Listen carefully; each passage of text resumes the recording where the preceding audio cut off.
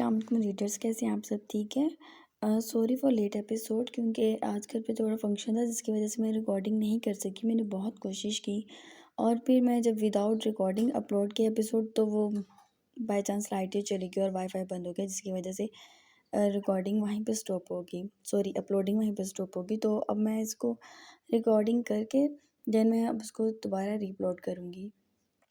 ٹھیک ہے؟ تو اسی وجہ سے نا ایپیسوڈ لیٹ اپلوڈ ہوئی ہے. ٹھیک ہے؟ ٹھیک ہے نا. پر تانے تائر نہ ہوئے. Case number 74. بھائی آپ مجھے یہاں کیوں لے کر آئے ہیں؟ کیارا گھر پہ اکیلے؟ شاہ کو پتہ ہے ہم یہاں ہیں پچھلے 4 ماہ سے. ہم یہاں پر ہیں اور آپ نے ایک دن بھی یہ بات مجھے نہیں بتایا کہ ہم یہاں کیوں ہیں. کیا وہ زندہ ہے؟ اس نے عمر کا ہاتھ پکڑا جو خاموشی سے اس کے روز کے سوال سن رہا تھا. میں تمہیں چھوڑ دوں گا شاہ نواز سر کے گھر پر. وہ کہہ کر اٹھ گیا. آپ ہی اور شاہ کی لڑائی ہوئی ہے؟ ایسا ہو ہی نہیں سکتا. وہ تو آپ سے بہت محبت کرتے تھے. آپ کو کوئی بات بری لگی ہے؟ آپ کو ہوا کیا؟ اپنی ساس کے پاس نہیں جانا کیا؟ وہ آج جیسے غصے میں آ گئی تھی. 1 ماہ اسے ریکور ہونے میں لگا تھا اور اس کے بعد سے اب تک وہ عمر کا سر کھا رہی تھی. روز اتنے سوال کر رہی تھی کہ وہ بلا کر تنگ آ کے غصے سے کھول کر بولا اور ایزا کو پھر بھی چین نہیں آیا. بھائی ہوا کیا ہے؟ وہ عمر کے پاس بیٹھ گئی. کچھ نہیں ہوا سر نہ کو میرا. کہاں ہے؟ نہ چھوڑاؤں گا. بلکہ اٹھو چھوڑ آتا ہوں. وہ بھڑکا. ایزا کھڑی ہو گئی. یہاں مجھے چھوڑائیں، میری بیٹی ہے وہ، اور میں کیسی ماں ہوں کہ میں اس کے پاس نہیں جا پا رہی. اس کی آنکھیں بھی گئی تھیں. عمر نے ایک لمبا سانس کھینچا اور کمرے میں چلا گیا. وہ روز یہی کرتا تھا اور روز ایزا کبھی اس کے غصہ کرنے پہ خاموش ہو جاتی تو کبھی اس کے اس فلیٹ سے نکل جانے پر. وہ آج شدید غصے میں آ چکی تھی. وہ اٹھی اور باہر نکل گئی. عمر کا دروازہ کھلنے اور بند ہونے کی آواز آئی تھی اور وہ بھڑکا ہوا نکلا تو وہ غائب تھی. اف کیا مصیبت ہے! وہ ایزا کے پیچھے لپکا جبکہ ایزا روڈ پہ چل رہی تھی. تمہیں تمہارے گھر کا راستہ پتہ ہے؟ اس کا بازو پکڑ کر روکنے لگا. مجھے سمجھ ہی نہیں آ رہی. اگر بالفرض آپ کی اور شاہ کی لڑائی ہو ہی گئی ہے تو شاہ پھر مجھے بھول گئی. وہ تو ایسے نہیں تھے. اور آپ تو مجھے پاگل لگ رہے ہیں. ساس کا بھی کوئی خیال نہیں ہے. اس بیچارے کو پتہ بھی ہے آپ کہاں ہیں. مجھے ہر صورت واپس جانا ہے. مجھے میری بیٹی کی یاد آ رہی ہے. وہ روڈ پر ہی سے لڑنے لگی. تم گھر چلو، بعد میں دیکھیں گے. روز کا لارا اسے لگانے لگا. بھائی میں بالکل نہیں جاؤں گی اب واپس. بہت ہو گیا. میری سمجھ میں کچھ بھی نہیں آ رہا. وہ بڑھ گئی اور پھر سے ہاتھ چھوڑ کر جانے لگی اور عمر زبردستی غصہ کر کے اسے پھر سے فلیٹ میں بند کر گیا اور وہاں سے چلا گیا. ایزا کو شدید رونا آیا. یہ سب کیا ہو رہا تھا؟ وہ ایسے کیوں کر رہا تھا؟ اگر کچھ ہوا تھا تو بتا تو سکتا تھا. کچھ تو بتاتا. وہ سمجھتی اس کی بات کا. وہ کچھ کہتا تو صحیح. 4 ماہ سے وہ اس کے ساتھ یوں ہی تھا. نہ بات کرتا تھا نہ کچھ بتاتا تھا. اور کبھی کبھی گھر لوٹ بھی آتا تو بھی ایزا کو کچھ نہیں بتاتا تھا. ایزا بہت زیادہ روئی. اسے شاہ نواز پر غصہ آیا. 4 ماہ میں ایک دن بھی اسے اس کی یاد نہیں آئی تھی. اس نے دیکھا عمر کا موبائل سامنے ہی پڑا تھا. اس نے اٹھا کر شاہ نواز کو کال ملا لی. لیکن دوسری طرف سے بیل جانے کے باوجود کال نہیں پک کی گئی. وہ غم سے حیرت زدہ ہی رہ گئی. عمر اسے بند کر کے جا چکا تھا. وہ تھک گئی تھی. اسے کیارا کی یاد آ رہی تھی اور عمر پر شدید غصہ تھا اس کو. دوسری طرف کیارا کو شاہ نواز نے پھولوں کی طرح رکھا ہوا تھا. وہ ہر چیز چھوڑ چھاڑ کے بیٹی کے ساتھ لگ گیا تھا. کچھ ماہ کی کیارا بہت خوش رہتی تھی اس کے ساتھ، جبکہ شاہ نواز کی آنکھوں میں ایک غم تھا جو ہر وقت رہتا تھا. دادی جان اس کے لیے دن رات روتی تھی کہ اس کی قسمت میں خوشیاں بہت مختصر سی تھیں. کیوں تو ایسا؟ وہ ایک دفساز تھی جو اپنے جرم کو جانتی نہیں تھی. اسے آج بھی اپنے جرم کا نہیں پتا تھا. عمر پلٹ کر آیا کیوں نہیں وہ جانتی ہی نہیں تھی. بدر کو اتنا غصہ تھا کہ وہ عمر کی شکل دھو گیا. اسے سانس کھل کر برداشت بھی نہیں کرنا چاہتا تھا. سب جیسے خاموش سے ہو گئے تھے. تائی جان بولتی تک نہیں تھی کسی سے اور ارحم پورا دن گھر نہیں لوٹتا تھا. سارا کاروبار چچا جان چلا رہے تھے اور کاروبار اچھا چل رہا تھا جبکہ چچی نے تائی جان کی اجازت کے ساتھ صنم کے رشتے کی بات کی تھی اور تائی جان آ بھی گئی تھی جبکہ صوفیہ ارحم یہی منتظر تھی. تائی جان کی عدت ختم ہوئی تو انہوں نے خود سے صنم کی شادی کا کہہ دیا تھا. وقت گزرتا جا رہا تھا. ہر گزرتے لمحے نثار کے دل کو مزید مار دیا تھا جبکہ دوسری طرف بدر کے لیے نفرت عمر کے لیے بڑھتی جا رہی تھی. صنم کی شادی قریب آ رہی تھی اور سوہا کی طبیعت کافی خراب تھی. مہندی کے فنکشن سے پہلے ہی اس کی طبیعت بگڑی اور سوہا نے 2 خوبصورت بیٹیوں کو جنم دیا تھا. بدر اسے نجمہ کے گلے لگتا پہلی بار خوشی سے رو پڑا تھا. نجمہ بھی کافی خوش تھی اور سوہا بھی. اس کی خواہش پوری ہو گئی تھی اور وہ اپنے ماضی پر کافی پچھتا رہی تھی کہ کاش وہ بھی ایک اچھا انسان ہوتی. اور بلا وجہ کسی سے نفرت نہ کرتی، لیکن اس نے وقت کے ساتھ ساتھ سب کے دل میں جگہ بنا لی تھی اور سب ماضی کے اس کے رویوں کو بھول کر اس کے ساتھ اب اچھے سے رہتے تھے، خاص کر بدر۔ وہ کافی نرم ہو گیا تھا اس کے ساتھ، اور ان آخری دنوں میں تو اس نے سہا کا حد سے زیادہ خیال رکھا تھا، جس پر سہا کی آنکھیں پہلی بار بھیگتی سہا کی آنکھیں بار بار بھیگتی کہ وہ اتنی خوش قسمت تھی کہ اس کی دعاؤں نے بدر کو اس کا کر دیا تھا۔ سہا گھر آگے اور مہندی کا فنکشن سہا کی وجہ سے آگے کر دیا گیا تھا۔ جان کے چلے جانے کے بعد سے لے کے اب تک گھر میں کوئی بدمزگی نہیں ہوئی تھی۔ ہر شخص دوسرے کے ساتھ مطمئن تھا، خوش تھا۔ بس ارم تھا جو کہ گھر پر بہت کم ہوتا تھا، اور اچھا ہی تھا کہ وہ گھر پر ہوتا ہی نہیں تھا۔ اور وہ گھر آئے تو غصے سے جیسے آگ کو کھولا ہو رہا تھا۔ اس نے ساس کی کلائی پکڑی۔ ساس کو چھٹا مہینہ تھا، ایک دم وہ سنبھلی۔ باہر نکل وہ دھاڑا۔ بدر گھر پر نہیں تھا جبکہ نجمہ اور سہا کمرے میں تھی، وہ اوپر تھی۔ وہ اوپر تھی عمر کے کمرے میں۔ ارم نے اسے گھسیٹ کر باہر نکالا۔ ارم تائی جان نے غصے سے اسے روکا۔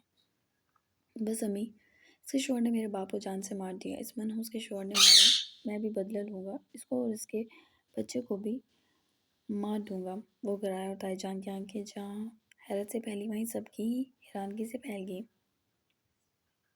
کہا تھا میں نے اب عمر کے پاس ہے، کہا تھا میں نے یہ سب کو، لیکن کسی نے اس وقت میری بات نہیں مانی۔ اس نے میرے باپ کو مارا، میں اس کی بیوی کو مار دوں گا۔ اور کہتے ساتھ اس نے ساس کی گردن کو دبوچ لیا۔ اس نے شدت سے ساس کی گردن شدت کے ساتھ دبائی کہ وہ سانس بھی نہ لے سکے۔ آدھا منہ کھولے ہمنک آنکھوں سے آنسو متواتر گر رہے تھے، جبکہ آنکھیں حیرانگی سے پھٹی ہوئی تھیں۔ اس نے اپنے پیٹ کے ارد گرد بازو لپیٹے اور جیسے اپنے بچے کی حفاظت کرنا چاہی تھی، جبکہ اس کے باپ کو ہی پرواہ نہ تھی تو کس طرح اپنا آپ بچاتی۔ اس نے آنکھیں بند کر لی۔ اگر اس کی قسمت میں یہ لکھا تھا کہ اس نے یوں ہی مرنا تھا تو وہ آج یوں مر جاتی، کیونکہ اسے یہ اذیت سہی نہیں جا رہی تھی۔ اور اچانک پیچھے سے بدر نے ارم کی شرٹ دبوچ کر کھینچی اور کھینچ کر تھپڑ اس کے منہ پر مارا۔ یہ جرأت کیسے ہوئی ساس کو ہاتھ لگانے کی؟ وہ بھڑکا، جبکہ ارم تو ہتے سے اکھڑ گیا۔ عمر نے میرے باپ کو مارا ہے، میں اس کی زندگی میں کوئی خوشی نہیں چھوڑوں گا، اور تمہارا مسئلہ نہیں ہے یہ، تم رستے سے ہٹ جاؤ، میں بدلہ لوں گا اپنے باپ کی موت کا، اور اس کی محبت کو میں ماروں گا۔ ارم اس کی آنکھوں میں آنکھیں گاڑے بولا، تمہارا دماغ خراب ہو چکا ہے؟ عمر ایسا کچھ نہیں کر سکتا، اپنے کام سے کام رکھو، اور آگے ساس کے ارد گرد مجھے نظر نہ آنا۔ وہ دو لفظوں میں بات مکمل کر کے ساس کا ہاتھ پکڑ کے، جبکہ ساس نے اس سے اپنا ہاتھ چھڑا لیا، آنسوں کا گولہ حلق میں اتارا اور بدر کی جانب دیکھا۔ تو سچ کہہ رہا ہے بھائی، تائی جان کو مارنے والا عمر ہی ہے۔ اس بات کی گواہ نہیں ہوں لیکن یقین ہے، اور اب مجھے یقین ہو چکا ہے کہ وہ چھپ کر دنیا سے کیوں بیٹھے۔ اور وہ رک گئی، بھائی کو دیکھنے لگی۔ بدر حیرانگی سے اس کی جانب دیکھ رہا تھا، جبکہ ارم غصے سے مٹھیاں بھیجے ان دونوں کی صورت دیکھ رہا تھا۔ اس نے غصے میں آ کے ٹیبل پہ لات ماری اور یہاں تک کہ لاؤنج میں پڑی چند چیزوں کو بھی پھینک ڈالا۔ میں عمر کو نہیں چھوڑوں گا، میں اس پر پولیس کیس کراؤں گا، اور تم لوگ دیکھنا عمر قیام سلاخوں کے پیچھے اور سلجھ جائے گا، بھلے اس کے لیے مجھے کچھ بھی کرنا پڑے، گھر، یہ جائیداد، یہ سب کچھ بیچنا پڑے، میں عمر کو سلاخوں کے پیچھے لے کر جاؤں گا، یہاں تک کہ اسے پھانسی دلواؤں گا۔ اس کی جرأت کیسے ہوئی؟ وہ باپ اسی کا نہیں تھا، وہ باپ میرا بھی تھا۔ وہ غصہ کرتے ہوئے وہاں سے باہر نکل گیا، جبکہ ساس منہ پر ہاتھ رکھے بامشکل صوفے پہ بیٹھی اور رونے لگی۔ نجمہ، تائی، ثروت، چچی، صنم، صوفیا اور یہاں تک کہ سہا جو بمشکل اٹھ کر آئی تھی، سب ساکت کھڑے سن رہے تھے۔ کسی کو یقین نہیں آ رہا تھا کہ عمر یہ حرکت کر سکتا ہے، جبکہ ساس کے دل میں مہر لگ گئی تھی کہ عمر چھپ کر کیوں بیٹھا ہے۔ وہ اٹھی اور مشکل سے سیڑھیاں چڑھ گئی، کمرے میں بند ہو گئی۔ عمر سے شفا کا آج اختتام ہو گیا تھا۔ اس کا دل عمر کے لیے دھڑکنا چھوڑ نہیں سکتا تھا، لیکن عمر بہت ظالم تھا، بہت ظالم، بالکل اپنے باپ کی طرح۔ وہ ظلم کرتے ہوئے کچھ نہیں دکھتا تھا، اور عمر بھی ظلم کرتے ہوئے کچھ نہیں دکھتا تھا۔ صنم کے سسرال میں سے بات کر کے وہ شادی کو آگے لے گئے تھے، کیونکہ گھر کا ماحول ایسا نہیں تھا۔ ارم غضب میں پی رہا تھا، جبکہ ساس نے کمرے سے نکلنا ہی چھوڑ دیا تھا۔ بدر پریشانی سے کمرے میں داخل ہوا اور صوفے پر بیٹھ گیا۔ وہ پریشانی پر دو انگلیاں رگڑ رہا تھا۔ سہا نے اپنے دونوں بچوں کو بستر پہ لٹایا اور ان پر بلینکٹ ڈال کے اس کے پہلو میں آ کر بیٹھ گئی۔ وہ خود بہت تھک گئی تھی، دو چھوٹے چھوٹے بچے اور ان کی حفاظت کرنا بہت مشکل کام تھا۔ ہاں، یہ خواہش کر لینا کہ اس کے ہاں ٹوئنز ہوں، یہ آسان تھا، لیکن ان دونوں کی خدمت کرنا بہت مشکل کام تھا۔ سارا دن وہ دونوں اس کو تھکائے رکھتی تھی۔ اس نے ان دونوں کا نام اینا اور مینا رکھا تھا، جبکہ وہ دونوں معلوم نہیں کس پر چلی گئی تھیں، اتنا تنگ کرتی تھی۔ اتنا تو سہا کو یقین تھا کہ اس نے اپنی ماں کو کبھی تنگ نہیں کیا ہوگا، جبکہ تائی جان اس کے چڑچانے پر یہ کہتی تھی کہ بالکل تم ایسی ہی تھی۔ سہا دوسری طرف جب بدر اپنی دونوں بیٹیوں کو والہانہ محبت کرتا تو سہا اس کو دیکھ کر اشک کرتی کہ یہ دونوں بچے کتنی خوش قسمت تھی کہ اس کی زندگی بھی بدل گئی تھی، اور بدر ان دونوں سے کتنی محبت کرتا تھا۔ ہاں، اس کے وجود سے جنم نہیں ہوئی اولاد کو بدر محبت کرتا تھا، اور اس کی دیوانگی کے لیے تو اتنا ہی کافی تھا۔ اس نے بدر کے شانے پر ہاتھ رکھا۔ بدر نے مڑ کر اسے دیکھا۔ پریشان ہو، سب صحیح ہو جائے گا جلدی، سہا نے کہا، جبکہ بدر نے نفی میں سر ہلایا۔ نہیں، مجھے یہ لگتا ہے کہ مال کی تنگی دنیا کا سب سے بڑا مسئلہ ہے، لیکن مال کی تنگی کے ساتھ رشتوں کی تکلیف بہت بڑی اذیت ہے۔ مجھے سمجھ نہیں آ رہا میں ساس کے لیے کیا کروں، میں بہت پریشان ہوں۔ وہ دن بہ دن پیچھے جا رہی ہے، دوائی وقت میں نہیں لیتی، کھانا پینا بھی اس نے چھوڑ دیا، بتاؤ ذرا، اور انہی پریشانیوں کی وجہ سے صنم کی شادی آگے جا رہی ہے۔ اس نے گہرا سانس لیا۔ پتہ تو کرو عمر کا ہے، اس کا نام میرے سامنے لینے کی ضرورت نہیں ہے، وہ جہاں جس جہنم میں ہے وہیں پڑا رہے، بہتر ہے اس کے لیے۔ اپنی مشکلات سے منہ چڑھا لینے والے انسان کو بہادر نہیں کہتے، اور عمر وہ لفظ ادھورا چھوڑ گیا۔ اس نے منہ موڑ لیا، جبکہ سہا نے اس کا چہرہ اپنے دونوں ہاتھوں میں پکڑا، نرم نظروں سے اس کی جانب دیکھا۔ تم تھک گئے ہو نا، وہ بولی۔ بدر نے ایک طویل سانس کھینچی اور اس کے شانے پر واقعی تھک کر سر رکھ لیا۔ سہا ہلکی سی مسکرائی اور اس کے بالوں میں انگلیاں چلانے لگی۔ ہاں، تھک گیا ہوں، بتاؤ کیسے اتارو گی میری تھکن؟ اس نے اسے نرم نظروں سے دیکھا، جبکہ سہا ایک دم سیدھی ہوئی اور اس کے شانے پر تھپڑ مارا۔ تم روٹو ذرا، دونوں بچی ہیں نا تمہاری، انہوں نے میرا جینا حرام کر رکھا ہے، اور تمہیں سپنے سوچ رہے ہیں۔ وہ اس کے پاس سے اٹھ گئی۔ میں نوٹ کر رہا ہوں، تمہیں وقت کے ساتھ ساتھ بہت زیادہ موٹی ہوتی جا رہی ہو، وہ بولا، جبکہ سہا نے شانہ جھکا دیا۔ کیا کروں؟ اب آپ مجھ سے محبت کرنے لگے ہو نا، تو اس محبت کا ناز اور فخر میرے اندر اور میرے لہجے میں اور میرے انداز میں بولتا ہے۔ بس ذرا گھمنڈی سی ہو گئی ہوں، کیونکہ ایک چاہنے والے کی چاہت جو مل رہی ہے، وہ بولی۔ اس کے چہرے کی مسکراہٹ، اس کے چہرے پر بدر کی محبت کی خوشی بہت خوبصورت لگ رہی تھی۔ بدر ہلکا سا مسکرایا اور کھڑا ہو گیا، اس کے قریب آیا۔ اچھا، تو تم اپنی تھکن اتارنے کے لیے کچھ نہیں کر سکتی؟ وہ اس کے دوپٹے کے پلو کا ہاتھ لپیٹنے لگا۔ جی بالکل، اور بدر پلیز، وہ اٹھ جائیں گی دونوں۔ بدر نے اس کا دوپٹہ بیڈ پر پھینکا تو اینا اور مینا کے منہ پر جا کے گرا۔ سہا تو تڑپ کر بولی، شیر کی بیٹی ہیں، تم فکر نہ کرو۔ اس نے اسے نزدیک کیا۔ پتہ ہے شیر کی بیٹی ہی ہیں، یہ رات بھر خود تو سوتا ہے، اور میرا کوئی قصور سا ہو گیا۔ وہ منہ بنا گئی۔ اچھا، اب زیادہ چڑھنے کی ضرورت نہیں ہے، میں ابھی وہ بات مکمل کرتا ہے کہ اس کا فون بجنے لگا۔ بدر نے گہرا سانس کھینچا اور موبائل اٹھا لیا، جبکہ سہا نے بھاگنے کی کوشش کی، مگر بدر نے اس کی کلائی اپنے ہاتھ میں پکڑے رکھی۔ جی مسٹر بابر، میں کچھ دیر تک ساری لسٹ سینڈ کرتا ہوں، اور مال رات میں ہی پہنچا دینا۔ بدر نے بات جلدی مکمل کرنا چاہی، مگر بابر نے اسے پکا دیا، اور سہا نے موقع دے کر اس کے ہاتھ پر زور سے کاٹا۔ بدر کی سی نکلی اور ہاتھ جھٹکنے لگا۔ تم ٹھیک ہو بدر؟ وہ پوچھنے لگا۔ جی بالکل، کچھ کاٹ گیا تھا۔ اس نے سہا کو کاٹ جانے والی نگاہوں سے دیکھا، اور سہا کمرے سے باہر نکل گئی۔ بدر نے جلدی سے فون بند کیا، اور وہ باہر نکلتا کہ اینا رونے لگی، اور مینا اس کے ساتھ بالکل مفت میں تھی۔ رونے میں دونوں کا باجا شروع ہوا۔ بدر ایک دم ان کی جانب بڑھ گیا۔ اور کیا ہوا، یہ کیوں رو رہی ہیں سہا؟ اس نے آواز لگائی۔ کیا ہوا، آپ کی شیرنی کو رونا آ گیا؟ وہ کھل کر رومانس پانی میں بہہ گیا۔ تمہیں تو دیکھ لوں گا میں۔ یار پہلے انہیں چپ کراؤ، بھوک لگی ہوگی نہیں، وہ بولا، جبکہ سہا نے تھکن سے اسے دیکھا۔ میں امی کے پاس جا رہی ہوں، چپ کریں تھوڑی دیر دونوں کو، وہ بولی اور باہر چلی گئی، جبکہ بدر چلا اٹھا اور سہا کھلکھلا اٹھی۔ میں تمہاری ہڈیاں توڑتا ہوں، رکو ذرا تم۔ اپنی بیٹیوں کے فکر میں وہ بس اب ان کے ساتھ ساتھ رونے لگ جاتا۔ اگر سہا اندر دوبارہ نہ آتی اور ان دونوں کے ساتھ اس کی گود میں بدر نے بھی سر رکھ لیا تھا، سکون میسر آیا تھا۔ سہا نے اس کے بالوں میں انگلیاں ہلکی ہلکی چلانا شروع کر دی۔ صنم کی مہندی تھی، تھکاوٹ سے برا حال تھا، وومنس نے جان لے لی تھی، لیکن وہ جان بوجھ کر خود کو مزید سے مزید اذیت دینے کو ڈاکٹر کے پاس نہیں جاتی تھی۔ وہ اپنے پرانے لباسوں میں سے لباس پہن کر سادہ چہرے سے نیچے آ گئی، اور ماں کے ساتھ اس کے پہلو میں بیٹھ کر اس نے سارا فنکشن اٹینڈ کیا۔ فنکشن بھی کیا، بس رسم ہی ہوئی تھی، مگر صنم خوش تھی اور ساس بھی مسکرا رہی تھی۔ فنکشن اختتام پر پہنچا تو ساس سب سے پہلے اپنے کمرے میں چلی گئی۔ اس نے گہرا سانس بھرا، خود پر سے لباس اتارا، اور آج عمر کی لٹکی شرٹ میں سے ایک شرٹ پہن کر وہ بیڈ پر لیٹ گئی، جبکہ جلدی نیند نے چا لیا۔ نیندوں میں ایک جانے پہچانے خوشبو کا احساس ہوا۔ اس نے آنکھیں کھولی، لیکن کمرے میں مکمل اندھیرا تھا۔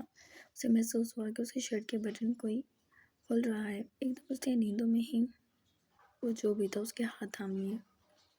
کون؟ جیسے ذہن ایک دم ہوش میں آ رہا تھا۔ تم ڈیزرو نہیں کرتی مجھے، لیکن کیا کروں؟ کہ تمہارے علاوہ آپ کسی اور کا ہو بھی نہیں سکتا۔ کان میں عمر کی آواز بھری تو ساس کی آنکھیں بالکل ہی پھٹ گئیں۔ وہ آنکھیں پھاڑے چھت کی جانب کونے لگی، جبکہ عمر کی گرم سانسوں کی گردش ہولے ہولے گردن پر محسوس ہوتے ہی گردن سے نیچے تک کا سفر طے کر رہی تھی۔ اس کی سانسیں پھولنے لگیں، ایسا لگا عرصے بعد اس کی آواز سنی ہو، اس کا لمس محسوس کیا ہو۔ اس آواز میں اب بھی غصے، شدت اور کہیں کی نفرت کا عنصر تھا۔ اس نے جلدی سے اپنی شرٹ کو پکڑا اور اپنے اوپر دوبارہ کھینچ لی۔ عمر بولی، جبکہ اس نے خود پر سے بوجھ ہٹتا محسوس ہوا۔ تم پریگننٹ ہو؟ بالکل اپرویت اس کی شرٹ پھر سے اٹھاتے اس نے ہاتھ رکھا تھا۔ اندھیرا شدید تھا، ساتھ کی سمجھ سے سب کچھ باہر تھا۔ تم کتنی بڑی چھوٹی ہو، مجھ سے یہ بات بھی چھپائی، ہر حال چھپایا، جبکہ میں نے تمہیں کہا تھا کہ مجھ سے کبھی کچھ مت چھپانا۔